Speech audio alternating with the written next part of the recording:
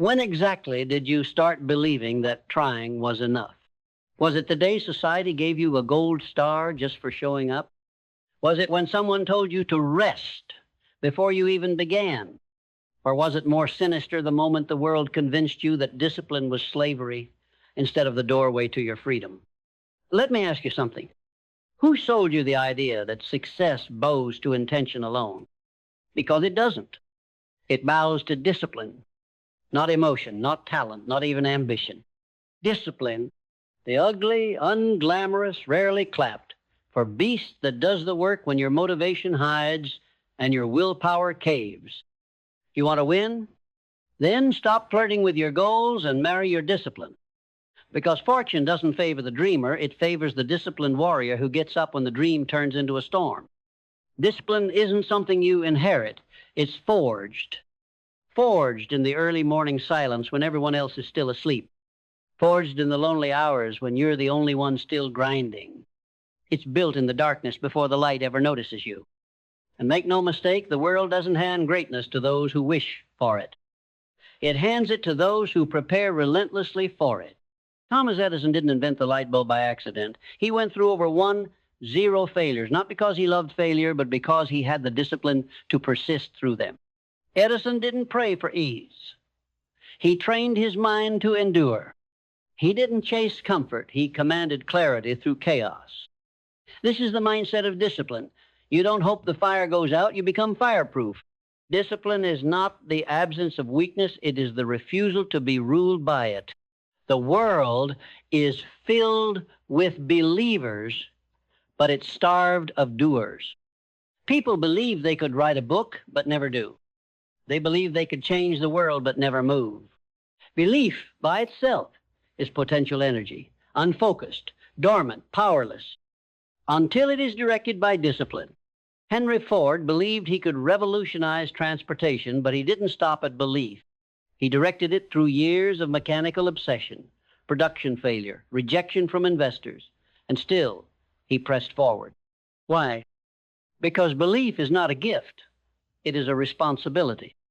Discipline is how you tell your belief, get to work. Without discipline, belief becomes a fantasy factory, a dopamine trap. But when directed with relentless intention, belief becomes a locomotive. And nothing on earth can stop a person who believes with action. Most people aren't failing because they don't know what to do. They're failing because they refuse to do what they know. They have clarity, but no discipline. They have insight, but no execution. Clarity is only power when it is backed by commitment. Disney had a clear vision of an empire made from imagination, but it wasn't fantasy that built it. It was obsession, relentless focus, ruthless prioritization. And when everyone called him crazy, he doubled down. Why? Because clarity without action is like a sword you refuse to draw in battle. It doesn't matter how sharp it is, if it stays in the sheath, you lose. Discipline takes clarity and turns it into construction, into creation, into conquest.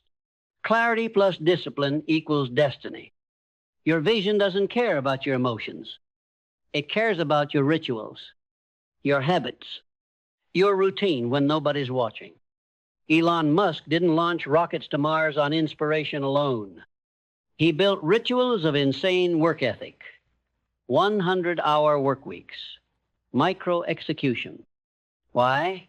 Because vision only lives if discipline breathes into it every single day. Stop asking for the mountain to move. Build legs strong enough to climb it. Your goals don't need more dreaming. They need blue-collar consistency. Discipline is not glamorous. It's not sexy. It doesn't look good on social media, but it builds legacies. It's the blueprint behind every masterpiece you admire and the secret beneath every excuse you tell yourself. Purpose is not a buzzword. It is not a luxury reserved for the lucky or the rich. Purpose is what you fight for when everything else fades, when the spotlight turns off, when no one claps and no one cares. But here's the truth they won't tell you. Purpose without discipline is a compass with no legs. You can know where you want to go. You can feel it in your bones, your blood, your soul.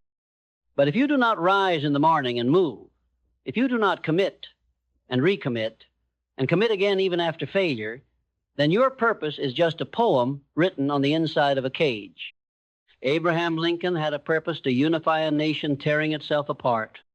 But it was his discipline in thought, in speech, in decision that turned that purpose into a legacy. He didn't react to chaos. He governed it. He stood tall, not because it was easy, but because his purpose demanded it, and his discipline answered the call. So ask yourself right now, what's your purpose? And what has your discipline done about it? Everyone loves the dream, but the dream hates excuses. Action is the ultimate separator between the talkers and the builders. Every time you hesitate, every time you wait for perfect timing, every time you stall behind the myth of readiness, you surrender your future to comfort. Success is allergic to hesitation. When Carnegie built his empire, he didn't ask for permission. He didn't wait for the stars to align. He moved, he acted, he adapted, he refined. Not once, not sometimes, always.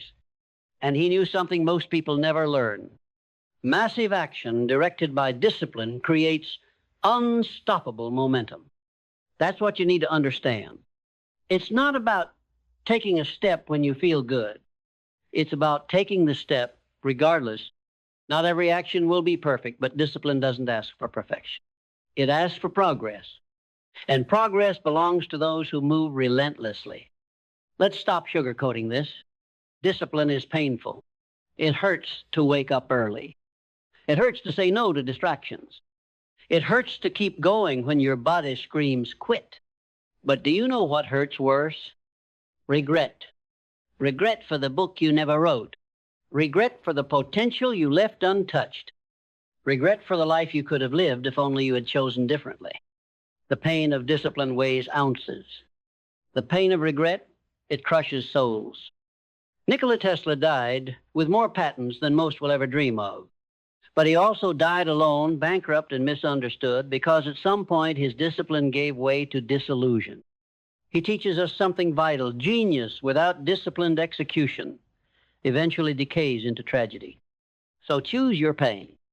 The short, sharp pain of showing up every day, or the lifelong ache of wondering what could have been. People think resilience is being unbreakable. It's not. Resilience is being willing to rebuild every time you break. It's not just brute force. It's strategic adaptation. It's the ability to fall, and rather than complain, recalibrate. When Steve Jobs was fired from Apple, the company he co-founded, he didn't wallow. He built Pixar. He rebuilt himself. He refined his vision. And when he came back, he transformed Apple into one of the most powerful companies in history.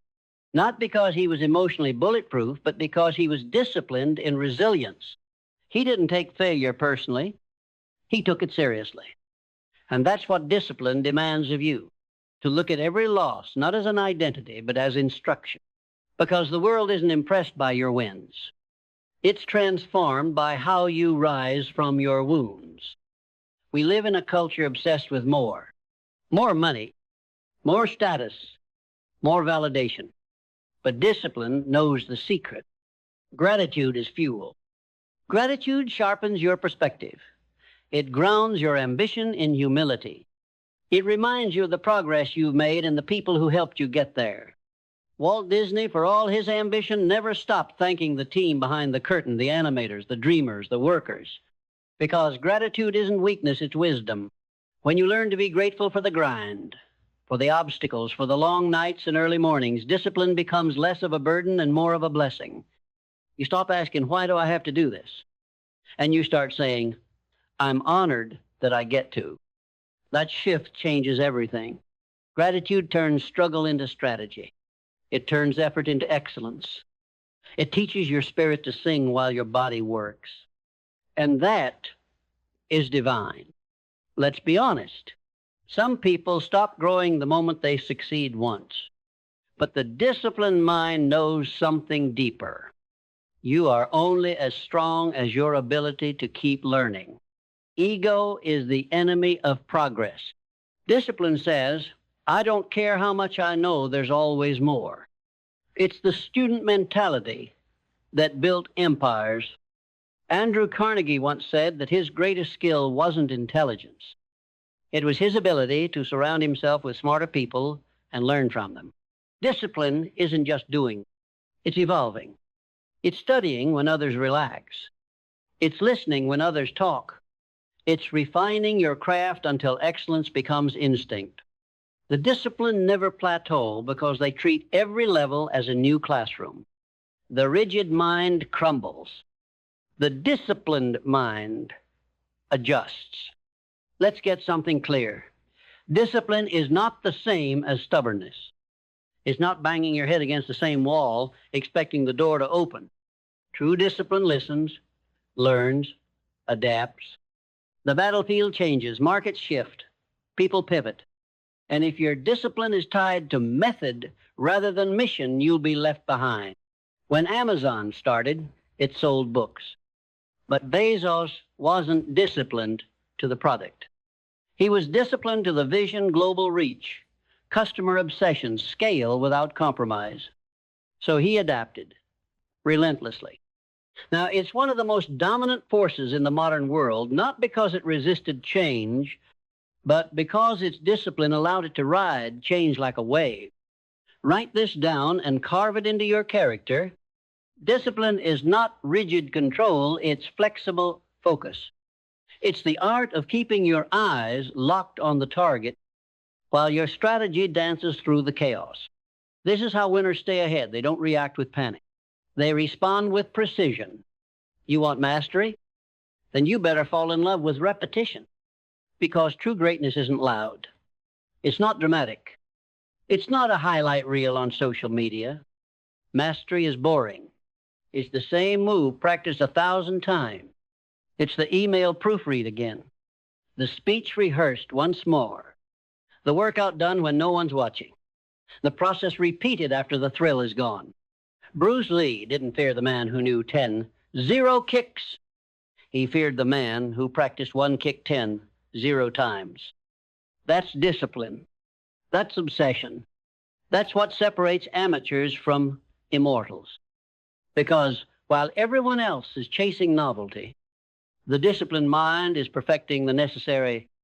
And when game day comes, they don't hope for victory. They've rehearsed it into their bones. Mastery doesn't come with applause. It comes with silence. The silence of the gym before sunrise. The silence of the studio before the canvas comes alive. The silence of a focused mind doing the work. And that silence, it's where legends are built. There's something sacred about momentum. It's invisible but undeniable. It's not hype. It's not energy drinks or motivational playlists. It's built like a snowball, slowly at first, then violently. And once it rolls, it becomes unstoppable. But momentum doesn't visit the uncommitted. It only shows up for those who show up for themselves daily. One action, then another, then another. That's how empires rise. That's how bridges are built. Books are written, minds are sharpened. Legacies are born. Most people quit before momentum ever notices them. They plant the seed but never water it. They show up once, twice, maybe even for a week. But they never cross the threshold into compounding discipline. And that's the key. Discipline compounds. One choice leads to another. One habit reinforces the next. One win fuels the next risk. And suddenly, you're no longer pushing. You're pulled by gravity, by rhythm, by force. And when you tap into that, you stop asking, can I do this? And you start saying, try and stop me. Here's the uncomfortable truth. You don't rise to the level of your goals. You fall to the standard of your identity. And identity, that's shaped by discipline. You don't become disciplined by thinking about discipline.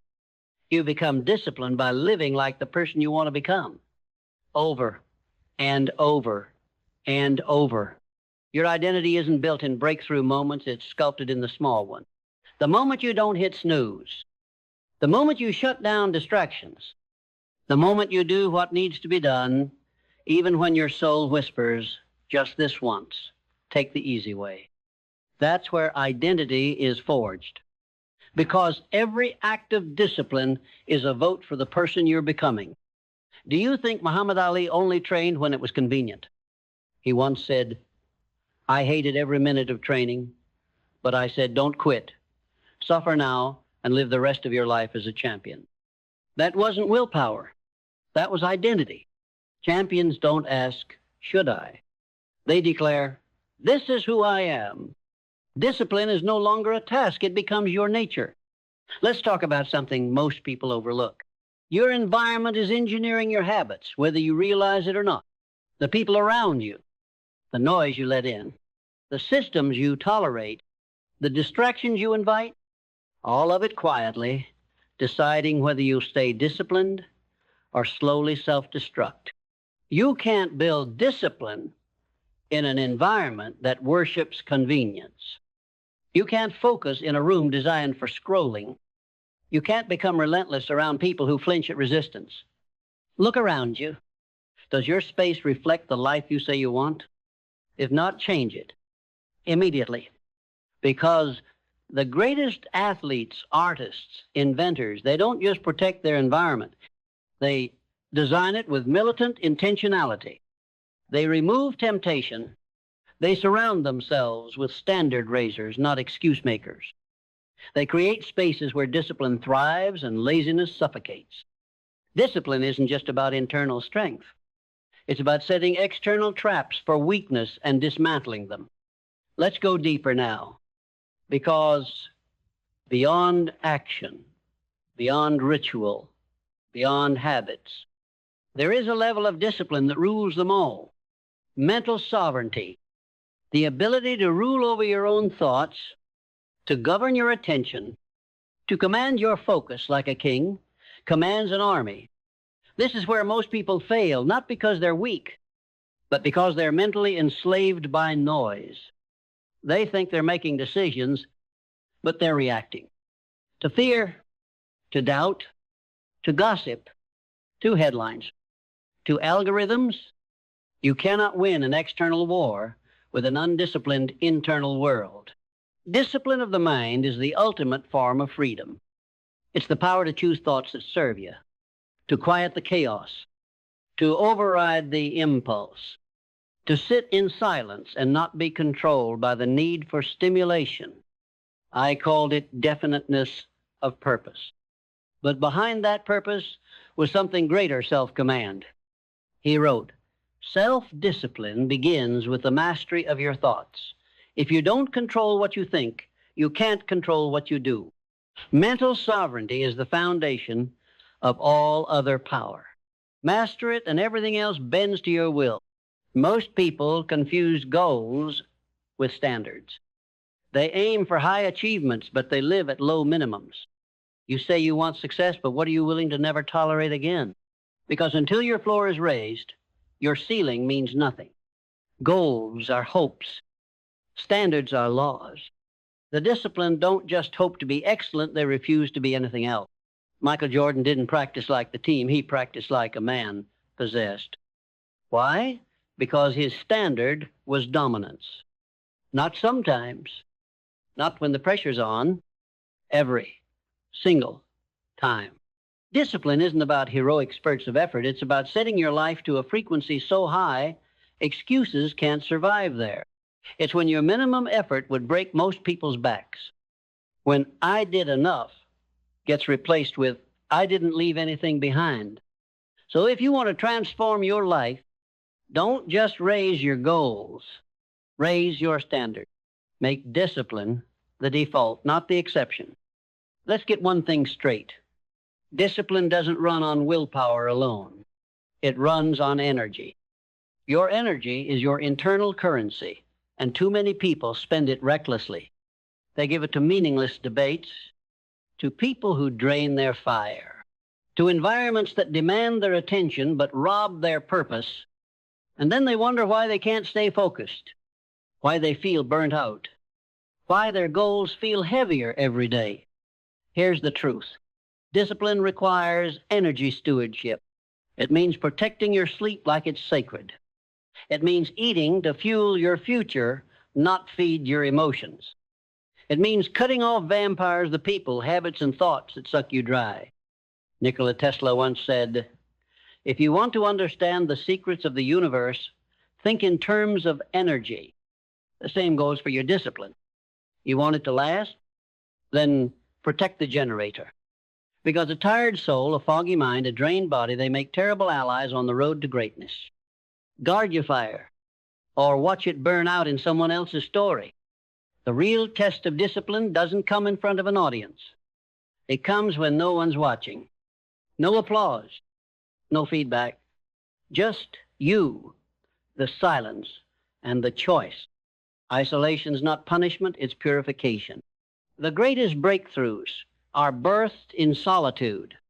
Einstein, Lincoln, Da Vinci, all of them spent hours, days alone with their mind because they understood isolation is where noise dies and truth survives. When you're alone, there's no one left to impress, no external force to blame, just you and the reflection in the mirror. That's where you ask the real questions. Am I disciplined when the world's not looking? Do I show up even when it doesn't benefit my ego? Do I keep the promise I made to myself even when no one will know if I break it? This is what most people run from, the silence that exposes their excuses. But the disciplined, they walk into the silence. They let it strip away distraction. They let it refine their will. And they emerge sharper, harder, unstoppable. Because if you can be disciplined in the dark, there's nothing the light can throw at you that you can't handle. Pressure isn't the enemy. It's the mirror. It shows you who you really are, not who you pretend to be when life is easy. And discipline? Discipline is what shows up when pressure kicks the door in. Anybody can be consistent when things are calm, but champions are born in storms. When deadlines close in, when uncertainty shakes your spine, when your back is against the wall and the world waits to see if you'll crack, that's when discipline earns its name. Thomas Edison faced lawsuits, ridicule, media attacks, but he kept building. Not because the pressure vanished, but because he didn't flinch in its presence. He welcomed it. Why? Because he knew what pressure really was.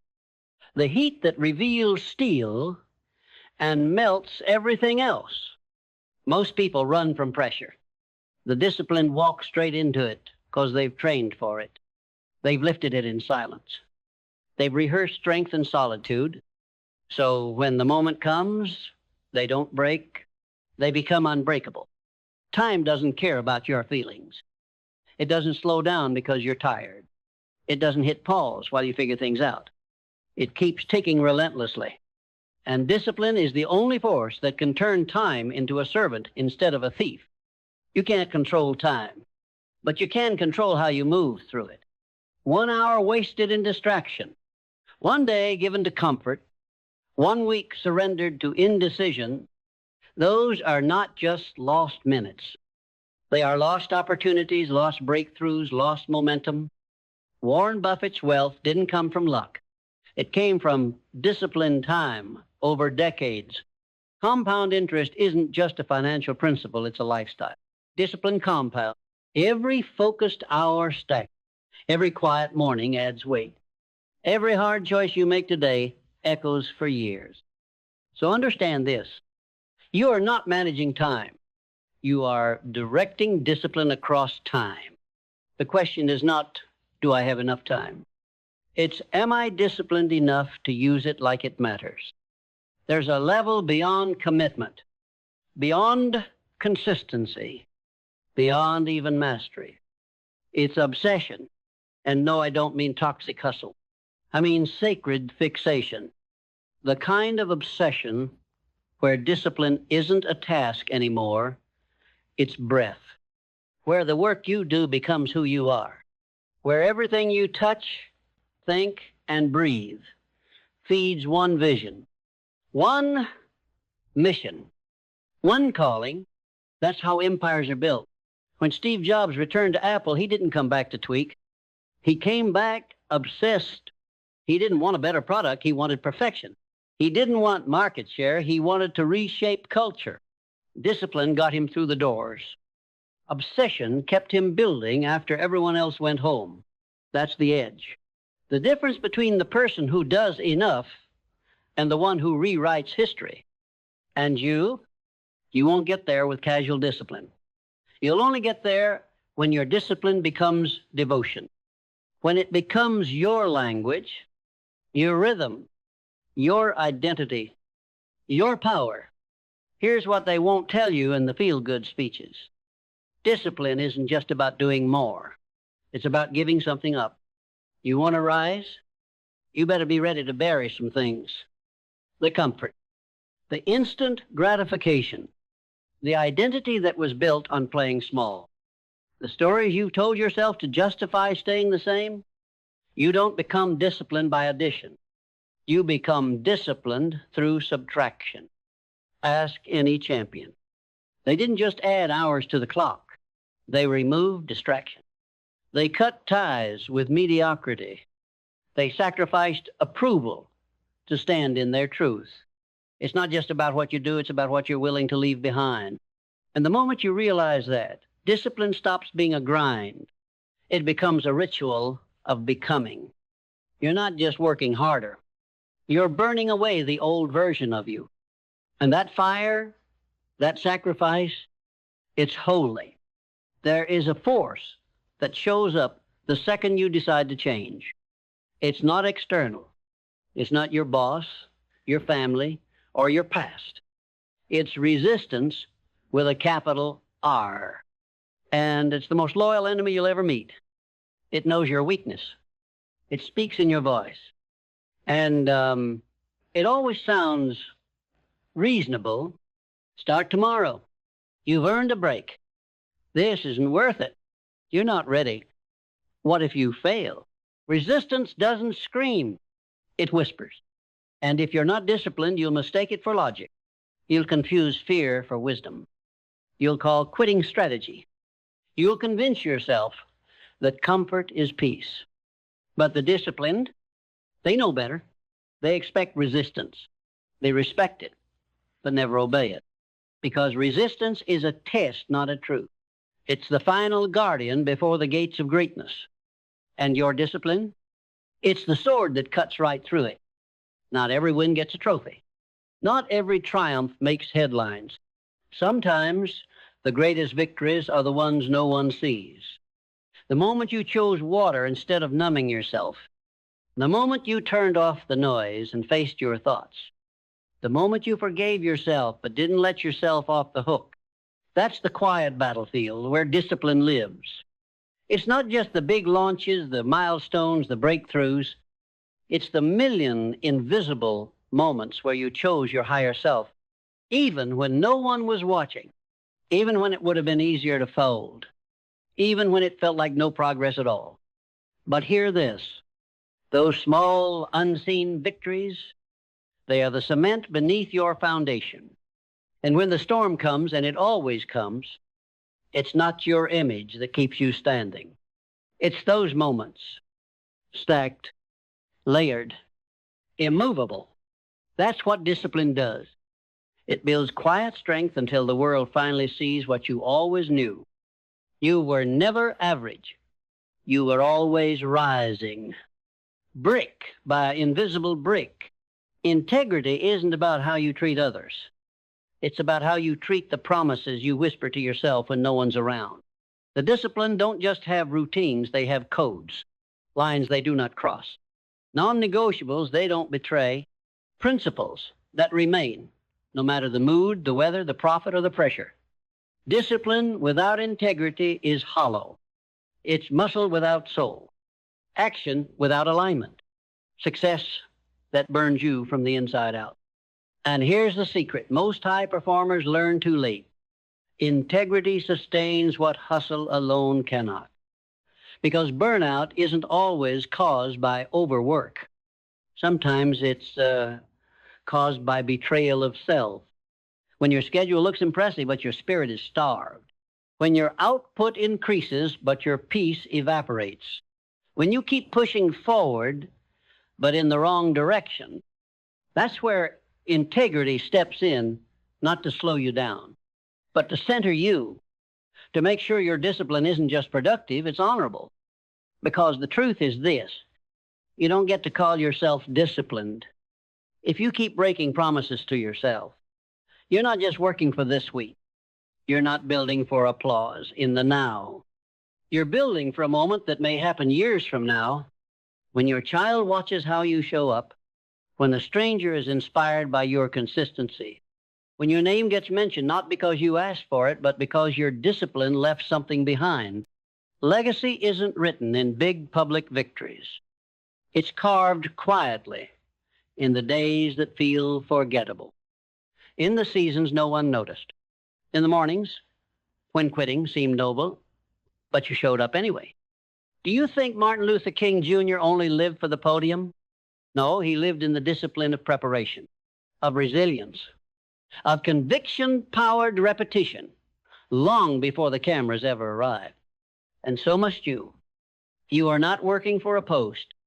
You are working for immortality. And every time you live with discipline, you are leaving behind a message. This is how you ride. This is how you endure. This is how you turn your life into something that matters. Let's get painfully honest. Most of your battles will never be against the world. They'll be against your own voice. That voice that says, it's too late. That whispers, you're not the type. That insists, you'll never follow through. And sometimes that voice sounds so familiar, you believe it. But the disciplined, they don't ignore that voice. They talk back with action, with clarity, with fire. They say, no, I don't serve fear. No, I don't follow doubt. No, I don't need permission to become who I already am inside. Discipline isn't about silencing the inner critic. It's about outlasting it, outworking it, out-evolving it, until one day, the voice that once tried to break you becomes the echo of a past you no longer answer to. That's the final war, the unseen battle. And every disciplined act, it's a swing of the sword. So here you are. After everything, after the lies the world sold you, after the broken starts and silent doubts, after all the noise, the hype, the comfort traps dressed as wisdom, you are left with one truth. Discipline is the door. It's not sexy. It's not loud. It doesn't glow in neon, but it's the one thing that never lied to you. It never promised you ease. It promised you power, the real kind, the kind that cannot be stolen, the kind that survives failure, the kind that outlasts fear. You've tried shortcuts. You've tried motivation. You've waited for inspiration to strike like lightning. But now you know, winners don't wait for lightning. They become the storm. Discipline is the difference between talking about who you could be and meeting that person in the mirror one morning and realizing you became them. It's the blood in the foundation, the heartbeat behind every world shaker you admire. Edison, Lincoln, Jobs, Disney, Hill. They weren't chosen. They chose to show up, chose to persist, chose to move forward when most people retreat. And now it's your turn. Your goals don't need more hope. They need a commander. Your future doesn't need another wish. It needs a warrior. Your gift doesn't need more potential. It needs a direct the discipline. Own your energy. Command your focus. Rewrite your identity. Raise your standard. Protect your mind. Move with sacred obsession every single day. Because discipline doesn't just win battles. It wins lifetimes. And one day, when the world asks how you made it, you won't say, I was lucky. You won't say, I had talent. You look them straight in the eye and say, I decided, I directed, I disciplined myself into the person I was born to be. And that's why I won.